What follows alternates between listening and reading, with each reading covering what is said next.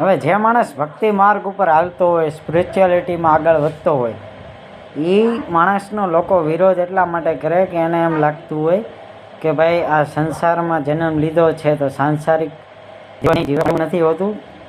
એ વાત તદ્દન છે. સાંસારિક જીવન સાથે પણ આધ્યાત્મિક જીવન જીવી શકો છો.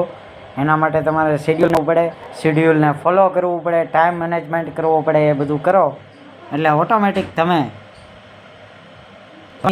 પણ આગળ વધો, નોકરી પણ કરો અને ફેમિલીનું પણ માન સન્માન રાખો.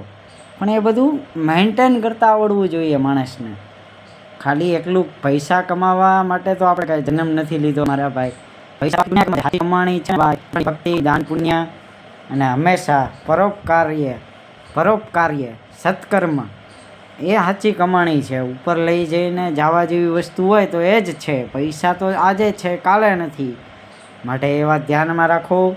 પોતાનું એવું સ્ટ્રોંગ શેડ્યુલ બનાવો, પોતાનું ઓરા, આંખોનું તેજ, લાલીમાં એટલું સ્ટ્રોંગ કરો કે લોકો તમારાથી આકર્ષિત થઈ જાય. વાત સમજાય તો લાઈક કરો, કમેન્ટ કરો, સબસ્ક્રાઈબ કરો. ललित मनसुख भाई बड़ाया, स्पिरिचुअल हीलर, आपका अपना। सदा खुश रहे, सदा मंगलमय जीवन जिए। राधे राधे।